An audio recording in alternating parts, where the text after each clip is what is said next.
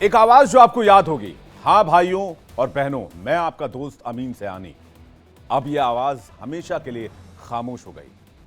Radio पर लोगों की सुबह इसी आवाज से हुआ करती थी और अब famous radio programmer Amin Sayani हमारे बीच नहीं रहे। बहनों और भाइयों, नहीं रही रेडियो की खनकती आवाज। देखिए जाग उठी मधुर मशहूर फिल्म संगीत के बचपन और जवानी की यादें। रेडियो की दशकों तक पहचान रहे अमीन सयानी का 91 साल की उम्र में निधन हो गया।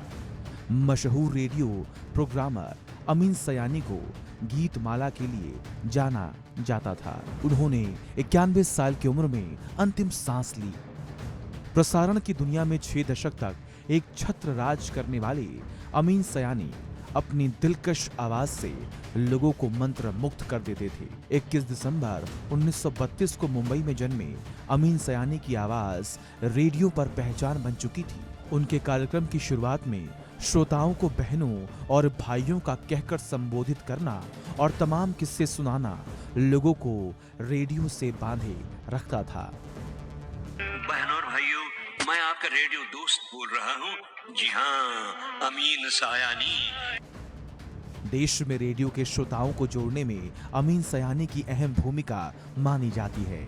फिल्मी दुनिया से जुड़े तमाम किस्से उनके पास थे और उनका अंदाज बयां ऐसा था कि श्रोता बरबसी खींचे चले आते थे।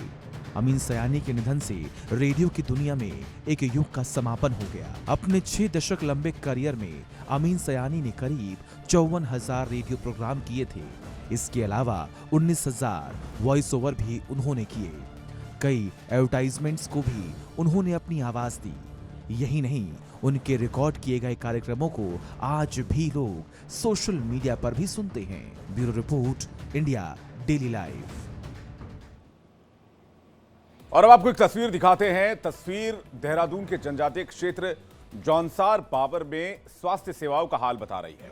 एक बुजुर्ग की तबीयत बिगड़ी तो उसे डोली की तरह बिठाकर 8 किलोमीटर दूर प्राथमिक स्वास्थ्य केंद्र लाया गया, जहां से डॉक्टर ने उसे हायर सेंटर रेफर कर दिया। तस्वीरें हैरान करने वाली हैं।